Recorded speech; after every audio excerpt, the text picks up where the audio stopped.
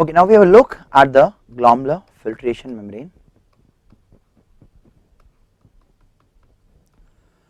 Now this is made from mainly three main layers. First is the endothelial cells of glomerular capillaries. Okay, now these are again simple squamous cells, okay, which you have seen in the respiration also. Second is basement membrane. Now basement membrane is the non-cellular layer. It is non-cellular layer, okay, and mainly contain what? Proteins, mainly proteins, okay. And third is the epithelial cells of Bowman's capsule, okay, epithelial cells of Bowman capsule. These epithelial cells are also called as podocytes,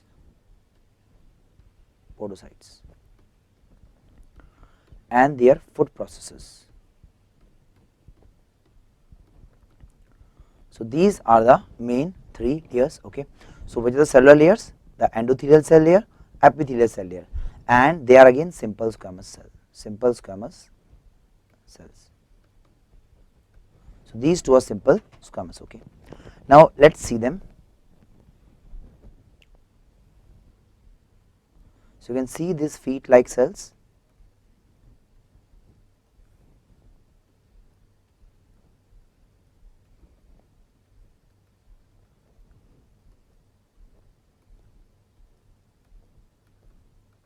These are the epithelial cells, okay, the layer 3, okay. They have openings or gaps, they are called as filtration slits, okay. So they are called as filtration slits, okay. Then we have the basement membrane, which is made by connective tissue proteins. This is the layer 2, basement membrane, okay. And we have then the endothelial cells.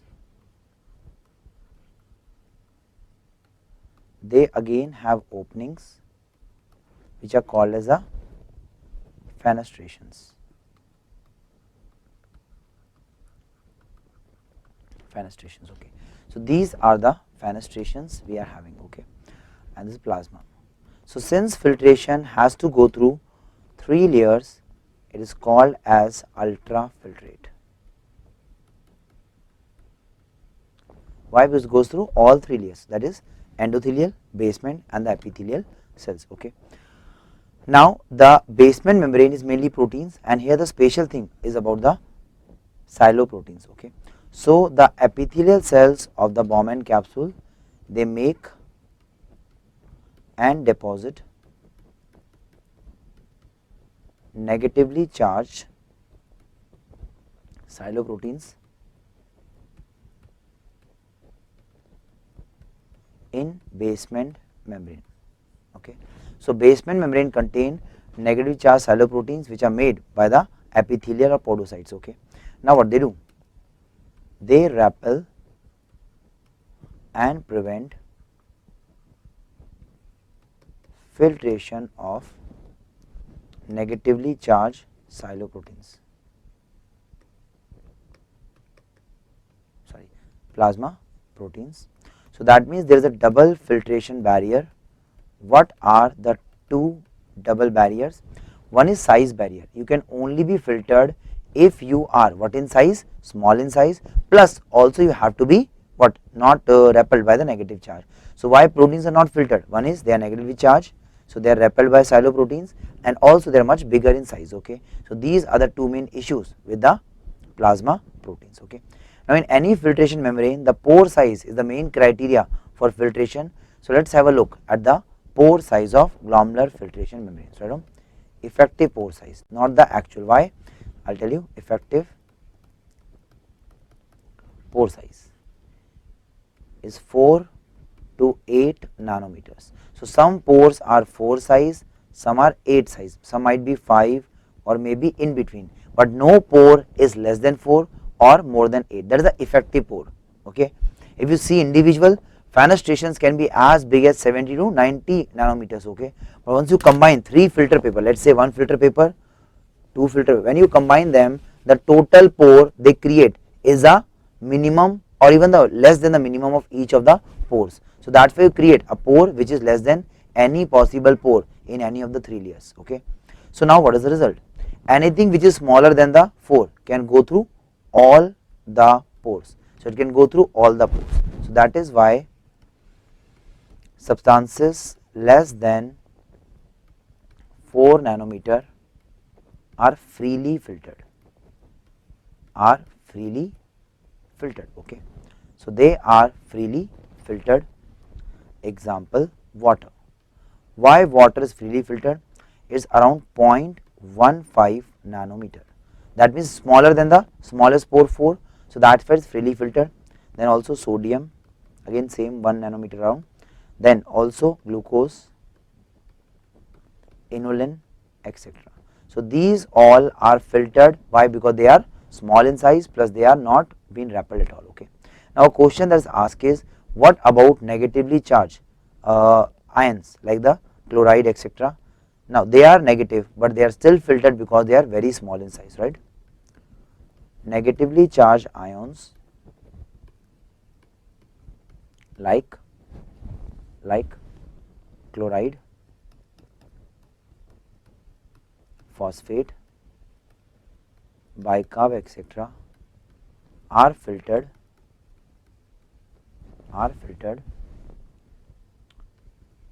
despite negative charge due to their small size. So if something is very small, let's say the charged particles which are negative, because they are so small they can easily go through the pores. Okay.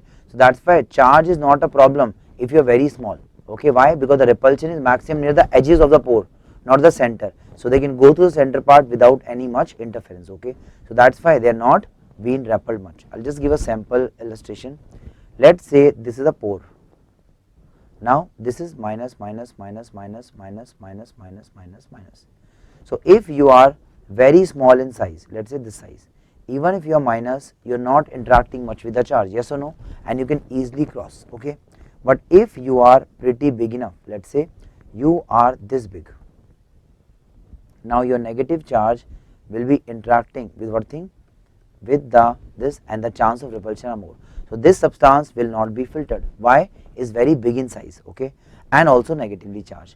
But if you are very small, the chance of filtration are much higher. So that's why they are filtered because of what? Not charge but because of small size. Okay. Now if something is bigger than 8, there is no chance of filtration. That's right. Substances more than 8 nanometer size are not filtered. Even if they are plus or minus. Example, RBCs 7 to 8 nanometer, so sorry, micron meter. So RBC are micron meter size, so they can't be filtered. WBC, platelets, they are what size again? They are 10 to 14 or yes 1 to 2 micron meter. So again they are what size? Micron meter size. So that's why they are impossible to filter. Why? Because they are very huge in size. Pore is nanometer, that is 10 to the power minus 9, and they are micron meter, 10 to the power minus 6, almost 1000 times bigger than the pore. So that's why they are not filtered at all.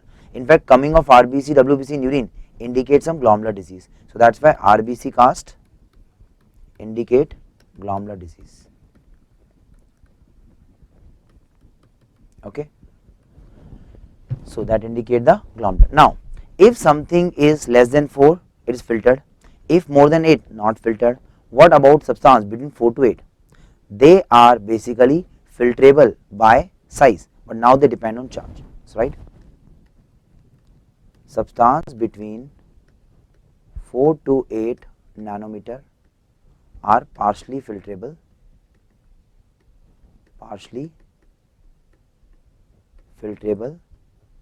by size, but depend on charge now. on charge. Okay. Why? I told you, if you remember, that if something is very small, even then what happens? If it is very small, let's say this substance, it will be filtered even if it is minus. Why? Is not interacting with the charges. But if it is, let's say, the pore is, let's say, 8 nanometer is the pore size, and the substance is, let's say, 7 nanometer. So size wise it can go, but because of negative charge it will be repelled much more than a small sized object. So that is why anything between 4 to 8 can be filtered, but now it depends on charge. Example, albumin. So albumin is roughly 7 nanometers. What that mean? It is filterable by size. But why is it not filtered? The answer is negative charge. But still not filtered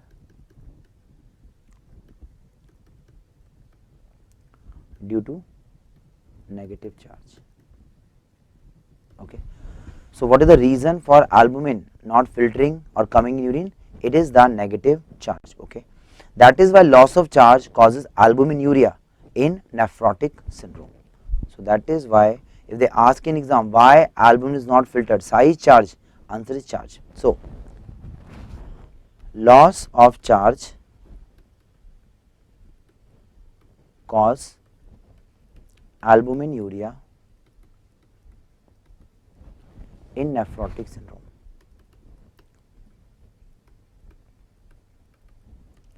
In nephrotic syndrome.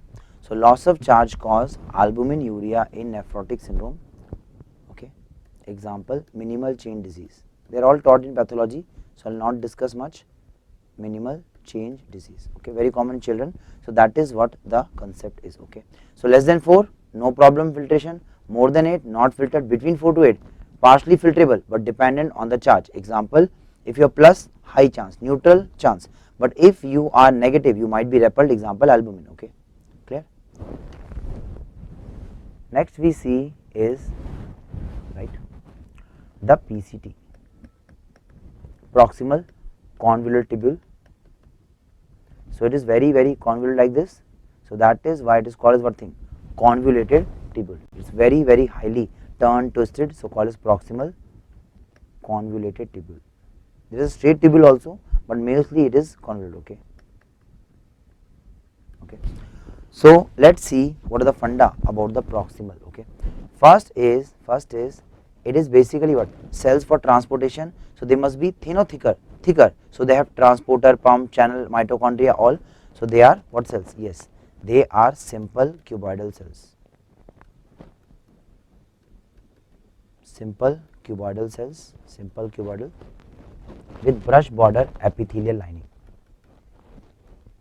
With brush border apical epithelial lining.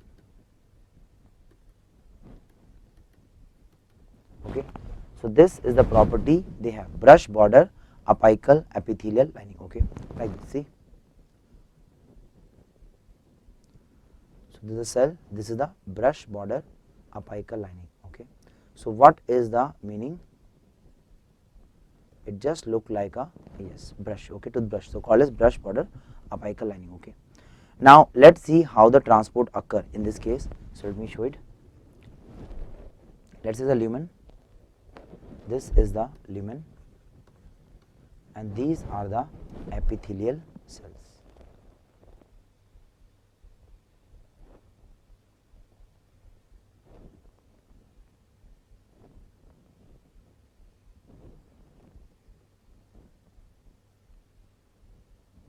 So these are the cells we are having. Okay. Okay. This is the lumen, and this is the brush border epithelial lining.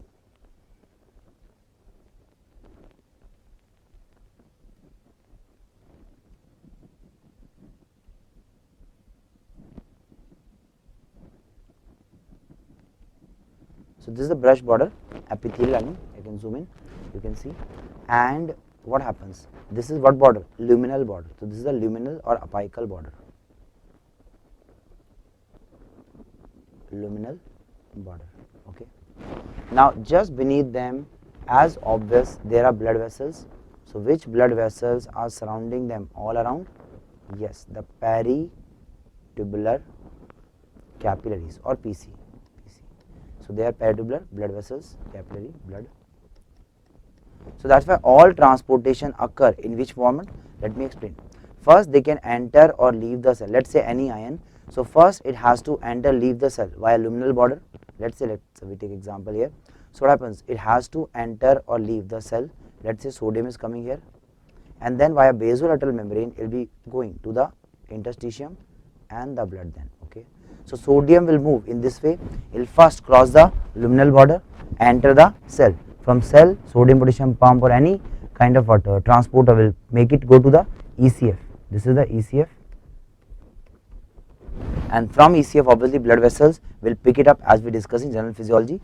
That is how transport. And if you want to throw something, let's say acid or something, again it will come here H plus. What is the source? It comes from blood to this and ultimately. So all substances have to go through two membrane, the luminal border to enter leave the cell from the lumen side, or the basolateral from the entry into the blood or the backstream. So that is how the any transport can occur, luminal and basolateral. Okay. Now we see what happens in PCT. So PCT has maximum ATP, blood and oxygen consumption. So PCT has what thing? It has the highest ATP, oxygen and the blood consumption. Okay. So highest amount of oxygen, ATP in blood. Why? Because all these processes are required for transportation, because maximum secretion and reabsorption occur where? They occur in PCT. Okay. So where do all occur maximally? They occur maximum in PCT, secretion and reabsorption. Let's see the concepts. So first is maximum reabsorption of all substances occur in PCT. Okay. So maximum reabsorption of all substances occur in PCT except magnesium in ascending loop of Henle. Even magnesium is absorbed in PCT, but higher quantities in ascending loop. So they ask in exam, where is X, Y, Z absorbed? Answer is PCT, except the magnesium which is mainly absorbed in ascending loop of Henle. So this is a very important question. If they ask, is almost 100% sure question which is asked in exam. Like even this year they asked this in exam, that where is the X ion absorbed, Y ion absorbed? Answer is PCT. So example, sodium reabsorption, PCT, chloride, PCT, bicarbonate, obviously PCT, phosphate, PCT, calcium, PCT, then what else? Yes, water, PCT, amino acids, PCT, glucose, PCT, even potassium, urea, etc. All substances which are filtered post filtration undergo maximum reabsorption where? In the PCT. The exception is not the magnesium. Where is magnesium reabsorbed? Mainly in the ascending loop of Henle, not the PCT. Okay. It is there but not max. Max is yes ascending loop. Okay. So even potassium, urea are what here? Reabsorbed here. By same logic, secretion of all drugs, toxin occur which area? PCT, except maximum secretion of all substances occur in PCT, but again what exception? Except. So two exceptions. One is right, urea in thin loop of Henle, thin loop, okay, thin loop of Henle, and why I'll discuss it later, counter system, and potassium in DCT and CD, mainly CD, what cells? P cells. So P cells. So anything they ask in exam, where is this substance secreted? Best answer is PCT, except urea, which is secreted in thin descending loop, the descending and ascending, and the potassium in the DCT and the CD. Now let's start. Question is example. So PCT secrete what substances? PCT secrete, right? Drugs, uric acid, creatinine. Some uric acid is reabsorbed also, but again if they ask in exam, I told you, yes, it is secreted where? Again PCT. Drugs, toxins, metabolites, acid, H plus, etc. So they all are secreted maximal in which area? PCT. So please remember the summary. All are reabsorbed where? PCT, except magnesium in ascending loop. All are secreted where? Again PCT, exception urea in the thin loop of Henle and potassium in the DCT and CD, except that all are in which area? PCT. If they say anything X, Y, Z secreted, better go with PCT, that will be the most likely right answer. Okay.